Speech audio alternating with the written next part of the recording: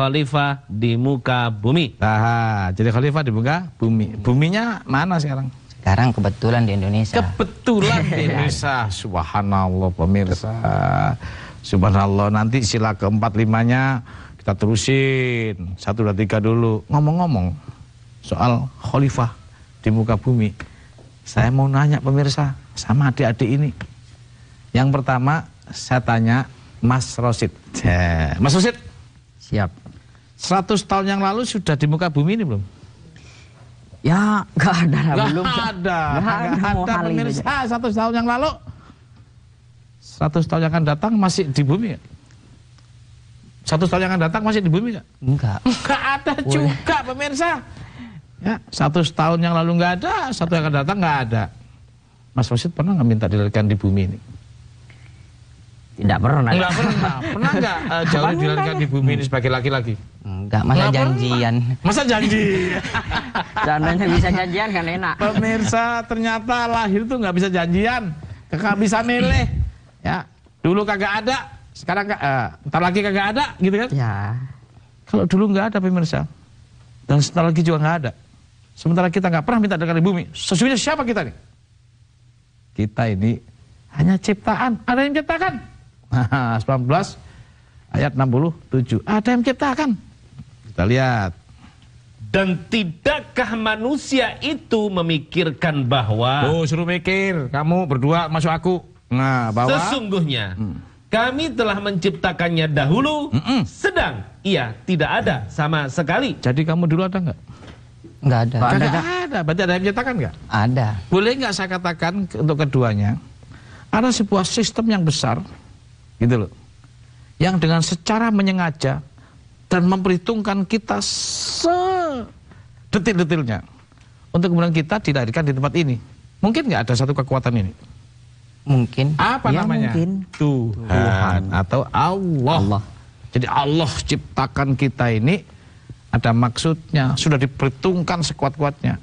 Kira-kira maksudnya menciptakan kita untuk di tempat ini, di coupling ini, apa tujuannya? Allah punya tujuan apa kira-kira? Ya. Dijadikan tadi apa? Khalifah. Khalifah, ya, dijadikan khalifah. Jadi pemirsa, Allah punya maksud untuk menciptakan kita di coupling ini, untuk kita suruh bertanggung jawab di atas coupling di mana kita di atasnya dilahirkan. Maka Allah setelah menciptakan dengan berbagai fasilitas yang diberikan kita, tinggal kita hidup di atas coupling ini. Ngapain? Mau ribut? Atau kita ingin membangun sebuah kondisi yang buat orang lain semuanya sebangsa ini bahagia? Tinggal kita yang milih. Karena itu saya terima kasih nih. Anak muda kok bisa punya pikiran gitu ya? Ya. Kita, ya. Assalamualaikum. Ntar ya, gua mau sapa dulu. Gua mau sapa Bapak Samsul dari Riau.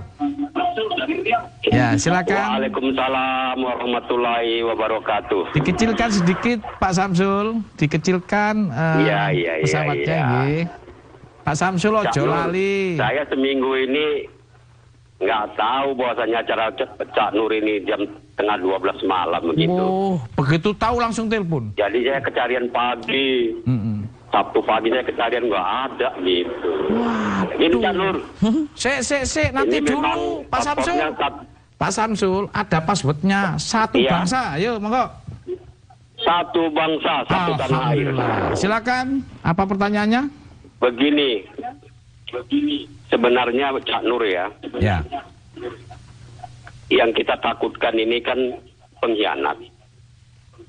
Lidahnya lidah Nabi, tangannya tangan pencuri.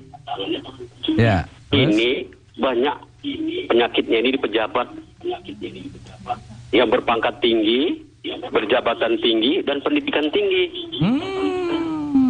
Masa mau ngaku bangsanya kalau korupsi, menipu, ya. Jadi gini Cak Nur, Baik. lidahnya lidah Nabi, katakan tidak pada korupsi, padahal korupsi. Ya gini Cak Nur, sebetulnya mereka ini penipu.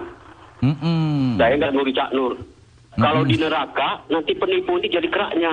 Ada dialog Nabi Adam sama setan. Ah, kau penipu katanya.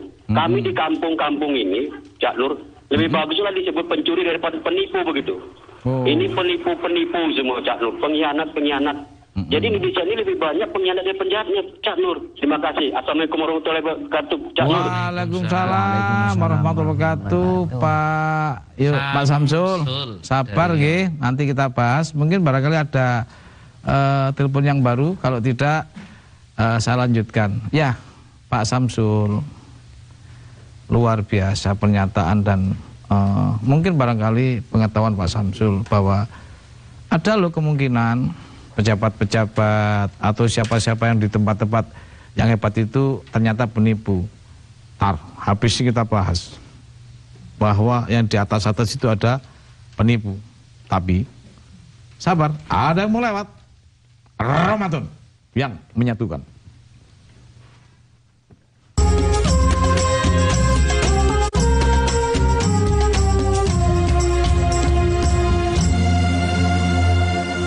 Jelang sahur, sahur, sahur, sahur, jelang sahur. Assalamualaikum pemirsa, saya Ali Taher. Saya Monica Sofia. Saya Boyen. Saya Jessica Bella. Dan saya Bobby Maulana. Jangan lupa saksikan Jelang Sahur Ramadan yang menyatukan. Setiap hari jam 3 sampai jam 4 pagi hanya di TVRI. Betul sekali. Sahur, sahur.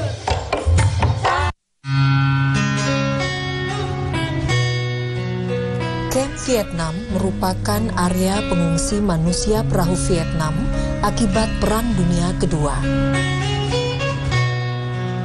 Di sini terdapat berbagai jejak sejarah peninggalan mereka yang keberadaannya layak dicatat sebagai monumen kemanusiaan bangsa Indonesia.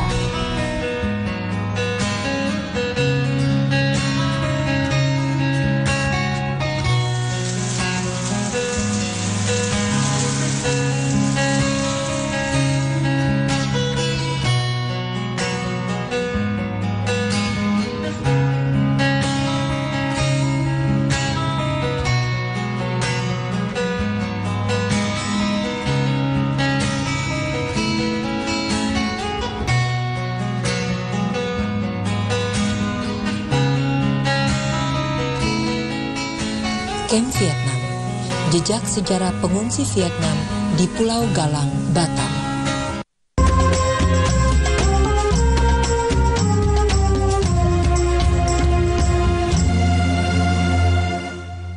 Pemirsa, gabung kembali di Ramadan yang menyatukan. Alhamdulillah. Saya terima dari Bapak Abdul. Pak Abdul, waalaikumsalam warahmatullahi wabarakatuh. Iya. Dari Bekasi Pak Abdul. Iya, dari Bekasi. Baik, silakan Pak Abdul. Satu bangsa ya. Ya, satu bangsa. Subhanallah, luar biasa. Oke, sampai aku lupa Pak Abdul. Alhamdulillah saya selalu mengamati acaranya terus. Dan sangat bagus sekali. Saya hanya ada syair mungkin satu buat anak-anak muda di depan nih. Ya. Jadi agama adalah keyakinan, budaya adalah etika. Ya. Keduanya seiring berjalan. Amin. Tidak bisa dipisahkan. Amin. Bila ingin berkeyakinan dengan baik, Ya. maka kita harus beretika dengan baik. Ya. Nah, di sini etika itu tempatnya adalah bangsa, Ya. budaya, segala macam. Ya. Artinya kita harus cinta dengan bangsa kita. Amin. Nah, ini saya lihat anak muda ini dari Madura kan sudah terkenal budayanya tuh, kalau anak muda pakai sarung gitu ya. Anak muda Madura. Itu karakter ciri itu jangan sampai hilang. Iya. Kalau hilang ya sudah, berarti tidak ada lagi budaya di negeri ini, tidak ada lagi etika di negeri ini. Maka yang masuk selalu dari luar. Oh iya. Nah, seperti dari kalau bukan kita siapa lagi yang menjaga budaya-budaya kita gitu. Betul. Hanya masukan buat anak-anak muda di situ. Artinya tadi dipahami 1002 agama adalah keyakinan, budaya adalah etika. Keduanya seiring berjalan, tidak bisa dipisahkan. Luar biasa. Nah, jadi mohon dipahami sama anak-anak muda ini. Kita harus bangga menjadi warga Indonesia. Kalau bisa datang ke acara Pak Cak Nur ini pakai peci hitam. Nah, seperti itu. Jadi benar-benar orang Indonesia kita tunjukkan. Oh, luar biasa. Nah, karena ada salah satu falsafah. Bila ingin menguasai satu negara, rusak keyakinannya. Alhamdulillah. Nah, ini dipakai Belanda. Ya. Luar biasa, keyakinan, agama dan segala macamnya. Artinya kita harus menjaga keyakinan. Baik itu keyakinan berbudaya, keyakinan beragama dan segala macamnya. Luar biasa. Hanya kita perbaiki saja etikanya. Karena saya yakin Islam itu sempurna, sudah mengatur tata cara dan etika. Amin. Bisa diterima oleh semua bagus. Sip. Luar biasa Pak Abdul. Mungkin itu saja buat anak muda yang ada di sana biar bertambah. Ya, terima kasih. Subhanallah. Yang pertama saya jawab dulu. Pak Samsul dari Riau. Ya, dari Riau. Ya. Yang suka nipu-nipu tuh ini Pak Samsul, surat 4 ayat 119 sampai 120. Tuh penipu-penipu tuh. Yang di atas maupun di bawah. Ya, nih penipu-penipunya nih. Yang di atas maupun yang di bawah. Baca. Dan aku benar-benar akan menyesatkan mereka dan akan membangkitkan angan-angan kosong pada mereka dan menyuruh mereka memotong telinga-telinga binatang ternak. Lalu mereka benar-benar memotongnya dan akan aku suruh mereka mengubah ciptaan Allah lalu benar-benar mereka merubahnya. Barang siapa yang menjadikan syaitan menjadi pelindung selain Allah, maka sesungguhnya ia menderita kerugian yang nyata. Lanjut. Setan itu memberikan janji-janji kepada mereka dan membangkitkan angan-angan kosong pada mereka. Terus? Padahal setan itu tidak menjanjikan kepada mereka selain tipuan belaka. Jadi Pak Samsul cocok banget, nggak di atas, nggak di tengah, nggak di bawah. Memang betul ada yang nipu, tetapi dia sedang kemasukan setan. Itu karena apa? Setan tuh wujudnya manusia, Pak Samsul. Makanya hati-hati, cepet-cepet ditutup. Apalagi pas di Ramadan beginian, wah tutup nih, setan masuk ini. Baca itu ayatnya, surat 6 112. Ya. Dan demikianlah kami jadikan bagi tiap-tiap nabi itu musuh, yaitu setan-setan dari jenis manusia dan dari jenis jin. Jadi pemirsa, setan itu ono loro, yang dari jin sama dari manusia. Jangan kemasukan setan, kaget ya? Sial. Kaget ya? Sial kok. Oh? Karena apa? Setan tuh bisa membuat kamu nipu. Anda, kamu jangan jadi mahasiswa penipu. Karena setannya di dalam, hati-hati tuh. Jangan jadi kori-kori penipu, nggak boleh.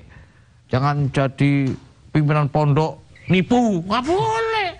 Ya, karena setan yang di dalam itu loh, yang banyak ini. Nah, jadi Mas Samsul, ya pelan-pelan, ya kita tetap sampaikan Al-Quran sampai ke daerah-daerah terpencil agar supaya apa? Hilang. Karena yang salah tuh setannya.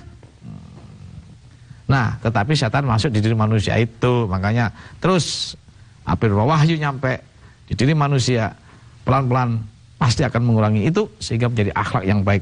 Yang kedua, pertanyaannya Pak Abdul dari Bekasi. Dari Bekasi, kamu dibilangin, ya betul, ya Pak Abdul itu sudah ngasih informasi bahwa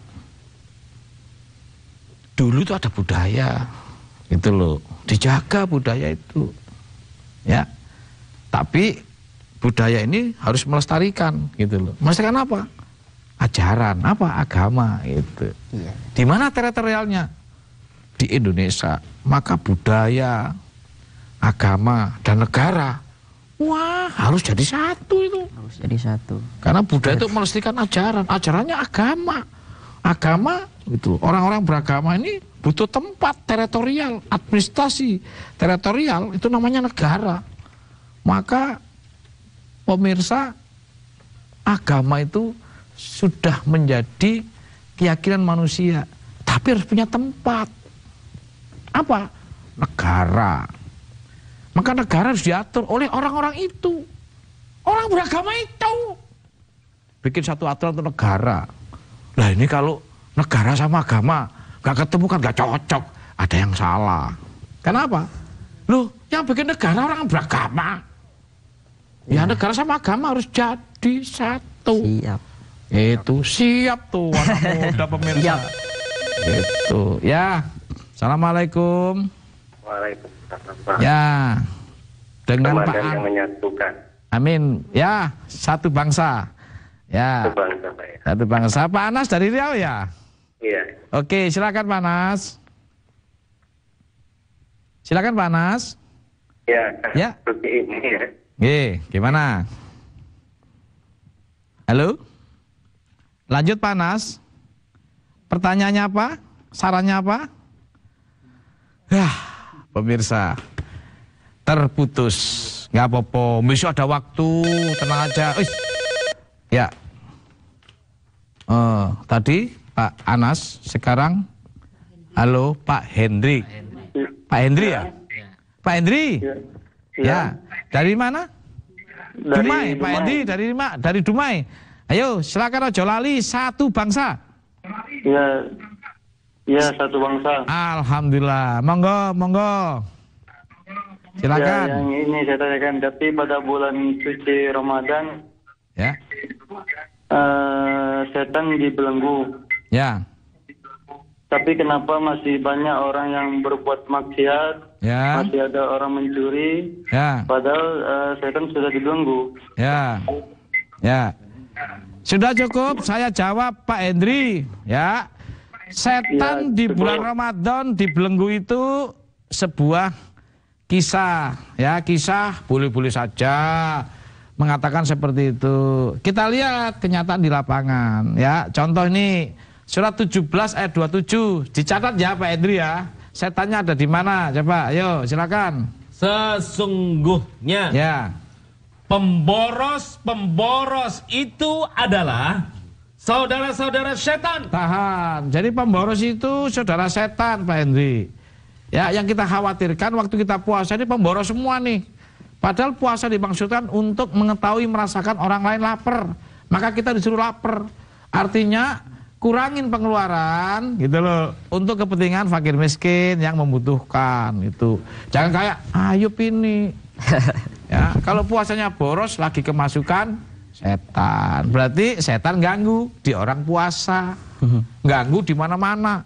Setan itu pemirsa banyak ganggu manusia. Gitu loh. Ayo lebih banyak manusia di mana? Di kota apa di kuburan? Kotanya. Di kota. Kalau di kuburan nggak ada manusia. Jadi pemirsa, setan lebih banyak di kota. Karena banyak orang yang banyak diganggu oleh dia. Hati-hati loh di kota-kota, di Bangkalan, di Jombang ya. Untuk diajarin boros, diajarin nipu, jangan mau. Ya alhamdulillah nggak hidup di kota ya. Di desa juga banyak podo wae. Artinya pemirsa bahwa setan dibelenggu itu dalam kondisi puasa adalah amsal, sebuah perumpamaan. Kalau kita puasa ada yang kita tahan, pengeluaran kita tahan, nafsu tidur kita tahan, kemudian amarah kita tahan, ya, gengsi kita tahan, malas kita tahan sehingga bisa berbuat baik, gengsinya kita tahan bisa memaafkan, kemudian pengeluaran kita tahan bisa sodako, tidurnya kita tahan bisa mohon ampun, dan juga kita tahan amarahnya. Nah itu puasa. Memang kalau yang puasa seperti itu memang setannya terkunci nggak bisa masuk pemirsa. Betul kata-kata itu. Cuman pelaksanaannya itu. Tadi tinggal sila 4 dan 5. Iya, saya ingat aja. 4 apa? Ingat-ingat tempatnya apa? Musyawarah. 4 wa amruhum syura bainahum. Surat 42 ayat 38. Musyawarah penting. Jangan ribut aja. Ya, kita lihat. Walladzina istajabu li rabbihim wa qamus shalah wa amruhum syura bainahum. Saya ini nggak gitu bisa bahasa Arab. Saya harus jujur pemirsa. Saya itu jujur, nggak bisa bahasa Arab, nggak banyak bisa, cuman dikit. Diajarin ngaji cuman mak saya aja yang ngajarin. Maka saya ajak jago-jago yang berbahasa Arab untuk memberikan penerangan. Nah, saya hanya mewakili yang nggak bisa bahasa Arab gitu loh. Tadi kamu bahasa Arab, mewakili yang bisa bahasa Arab. Musyawarah itu penting. Itu kalau sudah Tuhannya satu keyakinan ya, kemudian kita di antara manusia adil, nggak ada yang dirugikan, bersatunya gampang.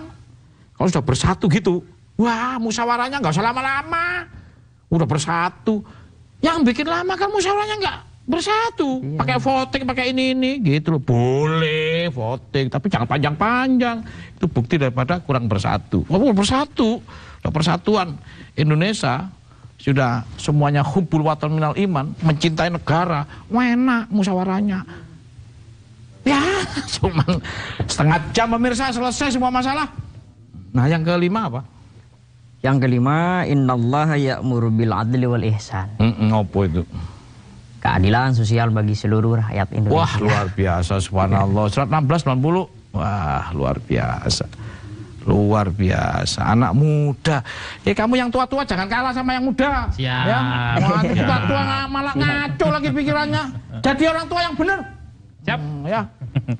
Sesungguhnya Allah menyuruh kamu berlaku adil dan berbuat kebajikan. Ya, berbuat kebajikan. Kemana? Lanjut. Memberi kepada kaum kerabat. Kaum keadilan sosial bagi seluruh Indonesia gitu loh. Nih anak muda aja ngerti ternyata Pancasila ini ada wahyunya. Yang tua-tuanya jangan bikin kacau anak muda. Ya. Ngadu domba anak muda. Itu loh, ya. Siap. Segera insaf, segera tobat. Siap, ya. Mau nggak? Mau, ya. Tuh, ini kan puasa. Jangan dijewer pokoknya. Ya. Jangan dijewer. Mana berani, nggak boleh melakukan kekerasan. Pemirsa, yang tua-tua jangan ngajarin yang muda-muda ini terpecah belah menjadi gak karu-karuan pemirsa. Tapi tunggu, ada yang mau lewat Ramadan yang menyatukan.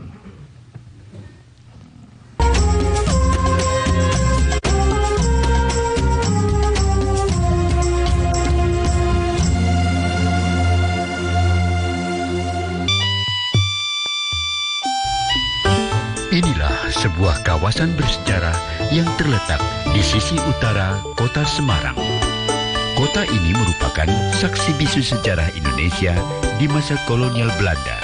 Karena secara umum, arsitektur bangunan yang ada mengikuti bangunan benua Eropa dengan detail ornamen yang khas seperti jendela besar.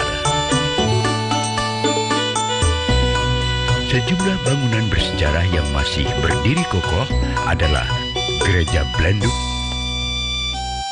kantor pos, stasiun kereta api, dan polder air Tawang. Dilihat dari kondisi geografisnya, nampak kawasan ini terpisah dari kawasan lainnya, sehingga mendapat julukan Little Netherlands, atau kita kenal sebagai Kota Lama Semarang. Selamat berjumpa dalam acara Jalan-Jalan Islami. Jalan-Jalan Islami mengajak Anda mengenal situs-situs sejarah peninggalan Islam. Jalan-Jalan Islami banyak memberi bekal dan wawasan tentang Islam. Saksikan kehadirannya di awal pagi. Jalan-Jalan Islami setiap pagi pukul 5.30 di TVRI.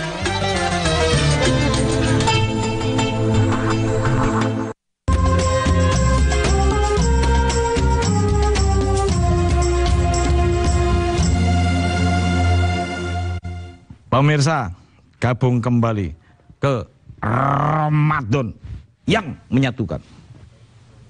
Tadi di sila ketiga, fa'alafa, menyatukan hati. Ditambah lagi tadi kalau nggak salah, saling kenal mengenal. Ya, persatuan, li'atarafu. Nah, sekarang saling kenal mengenal.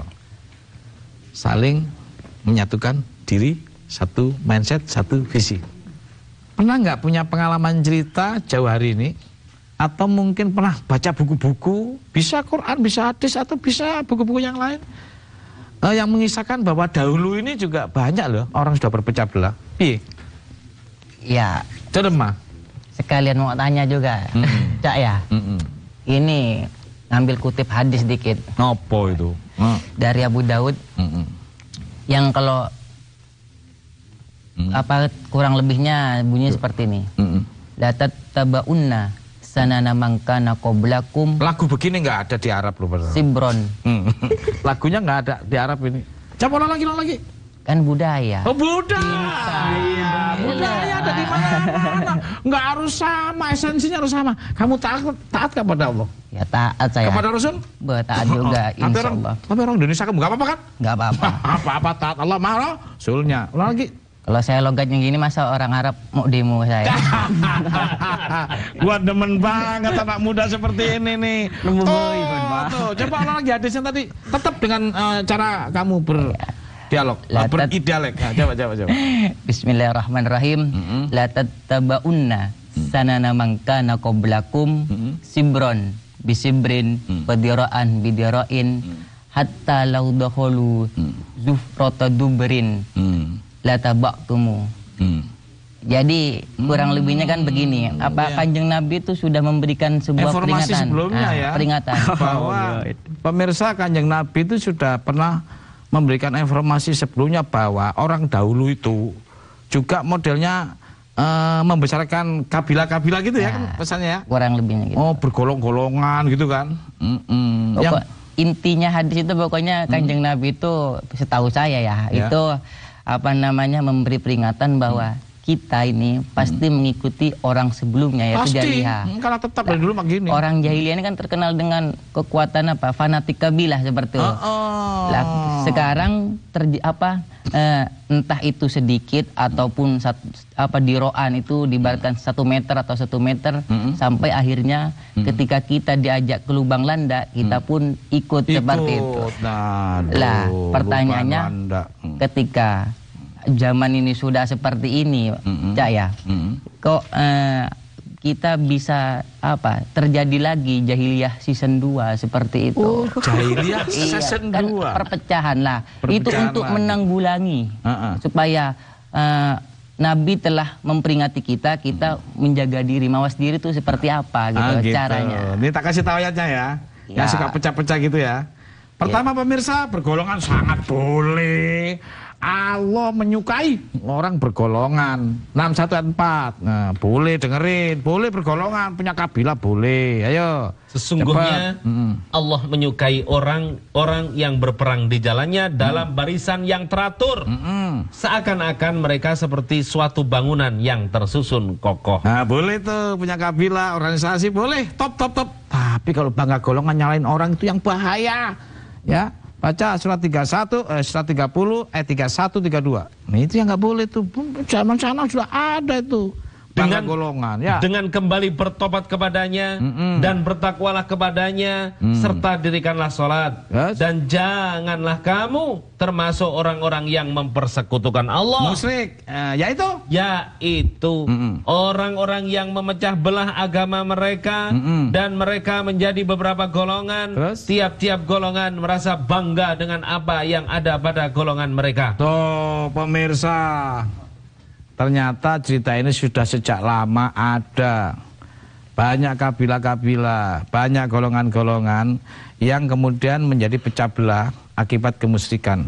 Sedangkan Allah berfirman orang-orang musyrik itu tidak diampuni dosanya. Dan Allah berfirman orang musyrik itu semua amalan dihapus, najis dan bahkan tidak digubris. Karena itu pemirsa, pecah belah itu berbahaya. Bagaimana solusinya? Ayo kita jadikan satu.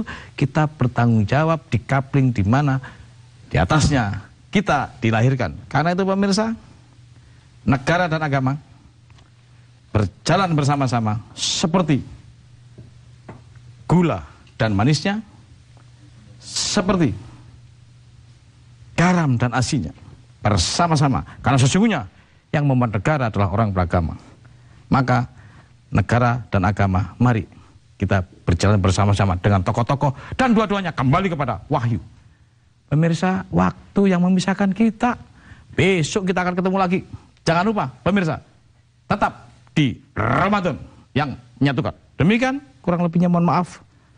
Dan Assalamualaikum warahmatullahi wabarakatuh. Waalaikumsalam warahmatullahi wabarakatuh.